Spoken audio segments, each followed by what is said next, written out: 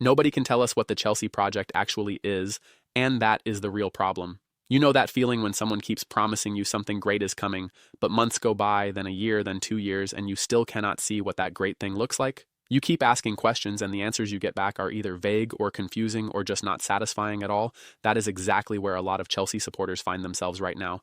And here is the thing that makes it worse. It is not just fans in the stands who feel this way. It is not just people online who are frustrated. A man who won the Champions League at Stamford Bridge, who gave the club everything he had, who played over 200 games in a blue shirt, and earned UEFA Men Player of the Year, has come out and said he does not understand what Chelsea are trying to build either. When Jorginho does not know what the project is, you have a serious problem. So let us sit down and really talk about this. Not just the Saturday protests, not just the league table, but the bigger question that is sitting underneath all of this like a stone in your shoe. What exactly is Chelsea trying to become? And why can nobody seem to answer that question clearly? The protests are coming and they mean something. On Saturday, April 18th, Chelsea play Manchester United at Stamford Bridge. Normally, a big game like that would just be about football, about tactics and team news and who is going to score. But this weekend, there is something else happening outside the ground before kickoff. A group called Not a Project CFC has organized a protest march. Chelsea fans and even Strasbourg fans, who also fall under the Blueco ownership umbrella, are coming together to make one simple demand. They want the current owners, led by Todd Boehly, to go. Now, you might agree with that message or you might not, but here is what you cannot ignore. The scale of what is planned, the fact that it is cross-club, the fact that it has been building for months, tells you something important. This is not a handful of people moaning on social media. This is a genuine movement of supporters who feel like they have run out of patience. And what is interesting is that even the Chelsea Supporters Trust, which is the official organized voice of the Chelsea fan base, felt the need to put out a major open letter this week. They did not officially back the protest march. They stayed careful about that. But they said something that carries just as much weight. They said confidence in the club leadership to deliver success is close to rock bottom. Think about that for a second. The official supporters body is not saying things are a bit disappointing. They are saying confidence is nearly gone. That is a very serious statement, and it deserves to be taken seriously. What did the Chelsea Supporters Trust actually say? The CST letter is worth going through properly because it is not an emotional rant. It is calm, measured, and makes very specific points. They said the concerns fans have are not about short-term results. They made that clear early on. This is not about losing a couple of games or going through a rough patch. The concern is about the direction of the club at a deeper level. One line from the letter really stands out. They wrote that the current model has demanded a huge amount of faith from the fan base while giving too little clarity in return. That is exactly right, is it not? When Boehly and Blueco took over in 2022, the message was clear. Yes, there will be disruption. Yes, things will look messy for a while. But trust us, there is a plan, and it is going to be worth it. So, fans trusted. They watched manager after manager come and go. They watched transfer window after transfer window where the club spent enormous money, but the logic was not always easy to follow. They watched players arrive young, play some games, struggle for consistency, then either slowly develop or fade. 4 years later, supporters are asking the same question they were asking at the start. What is the plan exactly? And the honest answer, as the CST letter puts it, is that the vision remains unclear, its execution has been inconsistent, and the leadership has not been held accountable enough. The letter also talked about Chelsea identity. This is something that does not always get enough attention in these conversations, but it matters enormously to long-standing supporters. Chelsea has a history, a culture, a way of playing, and a type of player that people associate with the club. Whether you go back to the Drogba era, the Lampard era, or even the early Abramovich trophies, there was always a feeling of Chelsea being Chelsea. A lot of fans right now say they do not recognize the club they are watching. Not just in terms of results, but in terms of what the club stands for and what it is trying to project. The CST letter reflected that when they wrote that too many supporters do not recognize the club they have always supported. That is a painful thing to write and an even more painful thing to read. So, what is the actual model? Here's where Jorginho comes in and why his words hit differently to most. In an interview with The Times, Jorginho spoke about Chelsea and what he sees from the outside looking in. He is not bitter. He left on decent terms and went to Arsenal where he continued his career. He has no personal axe to grind. He is just someone who loves Chelsea and who knows what a well-run football club looks and feels like. And what did he say? He said it is quite clear the whole project has changed. He acknowledged that the players coming in have real talent. But then he asked the question that nobody at the club seems willing to answer directly. He said there are two possible approaches. One is to bring in young players, develop them together, help them win, and then sell them when the time is right. The other is to bring in young players, develop them and their market value, and sell them. So which is it? Is the goal to win, or is the goal to develop and sell? And his conclusion was simple and a little bit painful. We cannot guess. Time will tell. Now think about who is saying this. This is not a pundit who watched a few games from the outside. This is a man who was central to Chelsea winning the Champions League in 2021. He knows what a winning Chelsea dressing room feels like, what the culture of a successful club looks like, and how leadership should operate. When he says he cannot figure out the project, it is telling, because if Jorginho cannot work it out, how are the fans supposed to? The young players. Question. One of the specific things Jorginho mentioned was the contracts being given to young players. And this goes to the heart of what Marc Cucurella also raised recently. Cucurella, who is a first-team player still at the club, broke ranks last month and said something that most footballers in his position would never say publicly.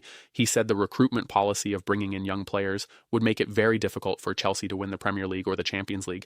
This is a player at the club saying that the way the club is being built does not give them a realistic chance of winning the biggest things. Now, Cucurella is not a youth coach or a director of football. He is a left back with a competitive mindset who wants to win. And from where he is standing, looking at the squad around him, he does not see a group that is ready to go and beat Arsenal or Manchester City or Liverpool to a title. Not yet. Maybe not for a long time. The question is that acceptable? If you are a Chelsea fan who has supported the club through its most successful years where you genuinely expected to compete for the Premier League and be one of the best teams in Europe, then being told patience is required feels like a betrayal of everything the club stood for. But here's the other side of the argument. Building with young players is not automatically wrong. In fact, many top clubs do exactly that. Bayern Munich developed young talent. Barcelona's whole identity was built around a philosophy of developing players together. Even Liverpool under Klopp had a period where people doubted whether his young group could ever win the big things. The difference is that those clubs had a clear identity and a clear football philosophy that you could point to. You could watch Liverpool under Klopp and say, yes, I understand what they are trying to do. High press, physical intensity, quick transitions, total commitment. You might not have known exactly when they would win something, but you understood the method. Can you do that with Chelsea right now? That is the honest question. And if the answer is no, then Jorginho and the CST and the marching supporters all have a legitimate point. The table does not help. All of these conversations would be easier to have if Chelsea were flying in the league. If they were sitting second or third in the table, managers and owners could point to results and say, look, the project is working, we are on the right path. Trust us. But as it stands going into the Manchester United game, Chelsea are 4 points behind Liverpool, who currently occupy the fifth and final Champions League qualification spot. That means if things stay as they are, Chelsea miss out on the Champions League next season. And for a club of Chelsea's size, with the level of investment that has gone in, missing the Champions League is not just disappointing. It is a failure by any reasonable measure. New manager Liam Rosenior, who came in to try and stabilize things, has been asked about the protest. His response was professional and measured. He said every supporter has their viewpoint and every supporter wants their club to do well and win games. He said his job is to produce results and that his focus is on winning the game on Saturday. That is a fair answer. Rosenior cannot solve the ownership questions. He can only try to get results on the pitch. And it would be unfair to put the weight of 4 years of ownership decisions on his shoulders. But it does raise another question. How many managers has Chelsea had since 2022? How many have come in with different ideas, different systems, different demands from the squad, only to be moved on when things did not go smoothly? The lack of managerial continuity is one of the clearest symptoms of a club without a settled football identity. When the manager changes every year, the players, the training methods, the tactical approach, and the culture all shift too. Nothing has time to take root. The meeting with Danny Finkelstein. One moment that caught a lot of attention recently was a report published by Not a Project CFC about their meeting with Chelsea board member Danny Finkelstein. According to the group, Finkelstein told them during the meeting that it was obvious the club was building one of the best teams in the world. Now, Finkelstein reportedly used slightly stronger language than that, which itself tells you something about how the meeting went, but leaving aside the exact words, the claim that they are building one of the best teams in the world raises an obvious follow-up question. When? Supporters would love nothing more than to believe that Chelsea are on a path to becoming the best team in the world. That would be an incredible thing, but belief requires evidence. It requires a visible plan, consistent progress, a clear philosophy on the pitch and off it, and right now, too many people inside and outside the club cannot see that plan clearly enough to take that kind of claim seriously. That is the gap at the heart of this problem. The owners believe in what they are doing, but they have not been able to communicate it in a way that convinces the people who matter most, the fans. What do the fans actually want? This is an important question to answer fairly. Because sometimes in these conversations, supporter demands can come across as unreasonable. Fans want trophies every year. Fans want every signing to be perfect. Fans have no patience. But that is not what the CST letter said. They were very clear about this. Chelsea supporters are not simply asking to win every year. They are asking to recognize the club they have always supported. That is a much more reasonable demand. You do not need to be lifting a trophy every season to feel connected to your football club. What you need is a sense of identity, a clear direction, visible progress, and a feeling that the people running things understand what the club means to the people who follow it. The CST letter also pointed out that supporters have been patient. They have absorbed the upheaval of multiple managers, waves of new signings, constant changes to staff and structure. They gave the club time. But patience, as the letter put it, is not inexhaustible. There is only so long you can be told that the good times are coming before you stop believing it. The Strasbourg connection. One thing that has added to the sense of unease for some Chelsea fans is the way Blueco operates across multiple clubs. Strasbourg, the French club also under Blueco ownership, are joining Chelsea fans in the protest. The fact that supporters from both clubs are coming together to send the same message says something. When you own multiple clubs across different countries, there is a risk that supporters of each club feel like they are just one piece of a larger commercial strategy, that the success or failure of their specific club matters less than the overall business model, that their identity and heritage is secondary to the investment thesis. Whether that is fair to Blueco or not, it is a feeling that has taken hold among parts of both Chelsea and Strasbourg's supporter base. And once fans start feeling like their club is just a portfolio asset rather than a living institution with roots and history, it is very hard to win that trust back. Is there a way forward? It would be easy to end this piece saying that everything is hopeless and the owners need to leave immediately, but that is not really a useful or complete analysis. The truth is more complicated. Blueco did come in and rescue Chelsea at a moment when the club needed new owners quickly. They have spent money.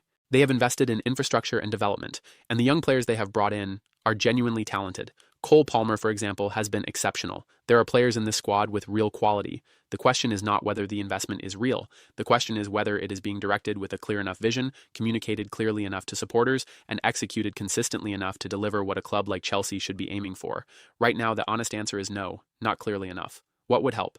A few things come to mind. Real, honest communication from the ownership, not PR statements, not vague promises about building the best team in the world. Actual dialogue with the supporter base about where the club is, why decisions are being made, and what success looks like over the next 3 years. Managerial stability. Give a manager time to build something. Let a system take hold. Let players develop relationships with each other under consistent coaching. Stop the revolving door. A clear football identity. What is Chelsea's style of play?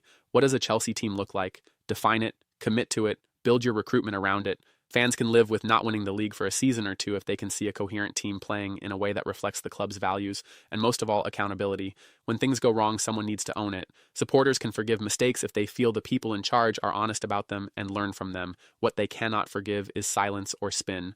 What happens Saturday matters. The Manchester United game this Saturday is more than just 3 points. It is a focal point for everything that has been building over weeks and months. The march will happen outside. The crowd inside will be watching with the same questions in their minds that everyone has been asking all week. Can this team give them something to hold on to? Can Rosennior get a result that at least keeps the Champions League dream alive and buys some breathing room? Or will it be another afternoon that deepens the frustration? Nobody can say for certain. Football does not work that way. But what is certain is that the temperature around this club right now is high. The supporters are not going to quietly accept more vague promises. They want answers, and they want to see progress on the pitch and off it. Jorginho watched the club he loves with concern from the outside and admitted he cannot work out the plan. The Chelsea supporters' trust said confidence is near rock bottom. Mark Cucurella said from inside the dressing room that the squad as currently built cannot win the biggest trophies. Fans are marching outside Stamford Bridge. When these different voices, from former legends to current players to official supporter bodies, are all saying different versions of the same thing, it is impossible to dismiss as noise.